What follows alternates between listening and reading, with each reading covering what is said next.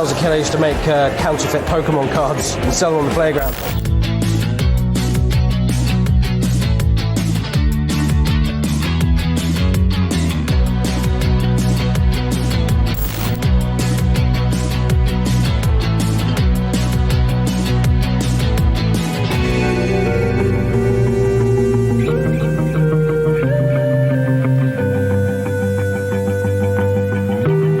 There have been sightings of him, but it's almost like sighting Bigfoot nowadays.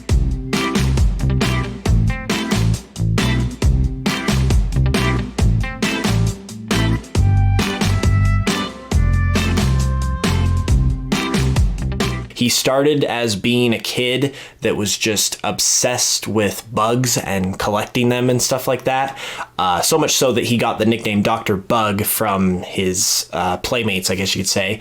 And all of this kind of was able to happen because I guess at the time where he lived, it was a more rural area of Japan. But then as he started to get older and time started to pass, the urbanization of that area started to happen. And this also coincided with Tajiri becoming interested in video games. And it started out as an interest, but then quickly became an obsession. And when it came time for him to make Pokemon, or when he was like putting together this idea, his childhood experiences of collecting bugs and just being interested in that is ultimately what served as the foundation for the concept of Pokemon, where you're going out and you're catching them. It inspired him to create this magazine that was known as Game Freak, which is the name of the company that makes the Pokemon games. And it started out as literally a magazine that he hand wrote, he hand stapled together. After doing that for a while, he sort of became dissatisfied with how games were at the time. He thought they weren't up to snuff. He thought they could be a lot better. And this ultimately drove him to want to create a game. So you wouldn't think it would take that long to make a Game Boy game. However, it took 6 years to make the first Pokemon games. And that was just due to a combination of their goals growing for the games, but also the amount of challenge and adversity that they faced making the games. The Game Freak as a company, they almost went bankrupt.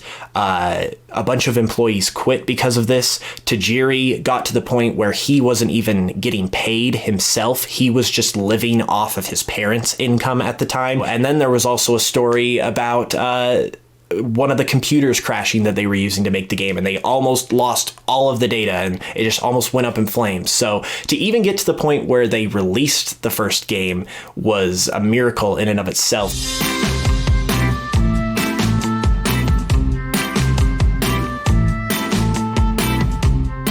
There's a lot of reports that say that it has something to do with the fact that Satoshi Tajiri actually has Asperger's, which from what I understand, can contribute to being a little more reserved socially.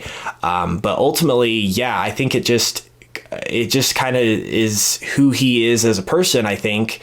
That kind of makes him avoid the limelight. And because he's been so mysterious over the years, you have to be kind of a guy like me who's just like obsessed with Pokemon and has made it their life to really know who he is, because he has virtually no presence online as far as a record of him. When you do find a quote or a picture of him, it's often misinterpreted because there are a ton of pictures floating around that misidentify Satoshi Tajiri as Tsunekazu Ishihara, which is the CEO of the Pokemon Company. And so because of that elusiveness, misinformation gets thrown around in addition to people just not knowing who he is. I think whether you're a fan like me or you're just a casual person, it's really important to know, because I mean, Pokemon changed like culture forever. Not only is a huge video game success, but it is a part of pop culture. Like Pikachu is as big as Mickey Mouse nowadays. It's like as recognizable.